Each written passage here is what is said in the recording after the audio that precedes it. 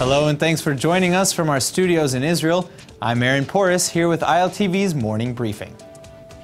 Continuing concerns that the ruling government will collapse and fall back to early national elections were partially assuaged this morning after AVERTED party leaders Naftali Bennett and Ayelet Shaked announced that they will not be leaving the coalition. Bennett and Shaked originally threatened to drop out of the coalition last night, giving an ultimatum for the Prime Minister to either give Bennett the recently vacated position of Defense Minister or else face elections.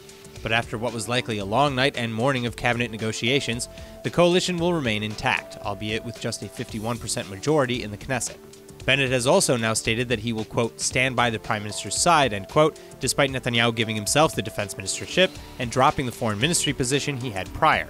In at least a partial victory, though, AVERTED party member Eli Ben-Dahan, who was deputy defense minister under Lieberman, has been reinstated under Netanyahu. But what remains now is the appointment for Netanyahu's replacement as foreign minister. The Likud party stated that a decision would be made within the coming days, and Regional Cooperation Minister Tzachi Hanegbi and Energy Minister Yuval Steinitz are widely considered to be the frontrunners for the job. But the decision needs to be made soon either way, as currently, aside from being Prime Minister, Netanyahu is the Foreign Affairs Minister, the Defense Minister, the Health Minister, and the Immigration Absorption Minister. Too many portfolios for any one man. Despite internal coalition troubles, the cabinet ministers today were still capable of agreeing to a string of massive budget cuts across the board in order to pay for wage and pension increases for non-military security personnel.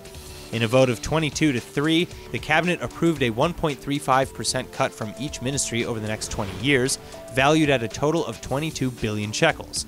The money will then be initially diverted in January 2019 and again in January 2020, and according to the conditions of the cuts, the funding will go to raising the salaries and pensions of police officers, prison guards, and other non-military security services like the Shin Bet and the Mossad. The idea is to level out their wages with those of their counterparts of similar rank in the IDF. 7 billion shekels will also be applied to retroactive payments going back 12 years. Prime Minister Netanyahu hailed this as the good news security service members have been waiting for, and Public Security Minister Gilad Erdan called it, quote, an amendment to a historical injustice that had no justification. He continued on to also reiterate that this decision had nothing to do with any political or election-related considerations. Still, Welfare Minister Katz, Interior Minister Deri, and Culture Minister Regev all voted against the resolution. Katz warned that the cuts would be felt most by at-risk women, potentially leading, quote, many women to slide into prostitution because they won't have the funds to care for them, end quote. He also accused the government of siphoning off some of the money for Eurovision 2019. Then Deputy Health Minister Litzman said that the Israeli health system could be destroyed, and Agriculture Minister Ariel also warned that the agro-industry in Israel would be vulnerable without these monies. As for opposition party leader Avi Gabay, he chimed in as well that, quote, a government that cuts equally in all areas without prioritizing is a government that could be replaced with a Casio calculator, end quote. But one thing is for sure, at least 60,000 officers, prison service workers, pensioners, and their families can now rest a little easier.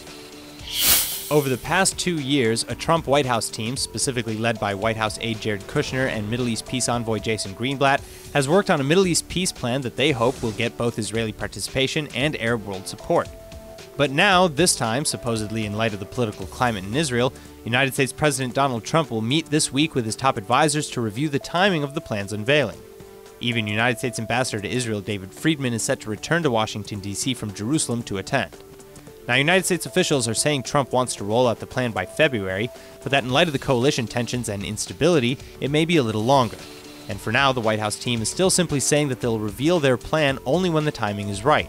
But considering that no details have yet been released, that the Palestinian Authority and the United States have severed contact, and that no timing will ever likely be perfect, the fear is that this plan might never come. Perhaps with Naftali Bennett's Jewish Home Party remaining in the coalition, though, a long-awaited peace plan will still be revealed as scheduled.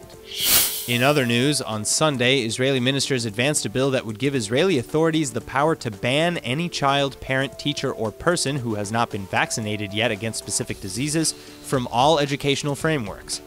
Simply named the Vaccination Law, the ban would be applied to all schools from kindergartens through universities, and this comes directly on the heels of a growing measles outbreak in Israel, which is blamed on those who refuse to immunize.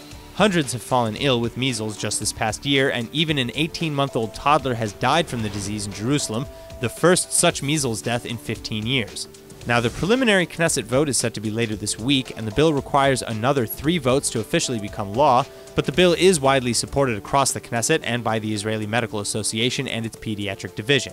It lays out a national policy for vaccinations and how to deal with those who choose not to take the preventative treatment, people known as anti-vaxxers. Due to various unproven and discredited claims against vaccines, there has been a growing number of parents worldwide that refuse to vaccinate their children, especially here in the ultra-Orthodox communities. But this only weakens communal herd immunity, allowing diseases to spread more quickly. Finally, with respect to children who, for medical reasons, cannot be vaccinated, they may still be granted entry to schools with approval of a medical expert, but the health ministry will still have final authority to prevent such children from entering. That's all for now. I'm Aaron Porras, and see you later with our main daily broadcast from Israel at 2 p.m. Eastern Time.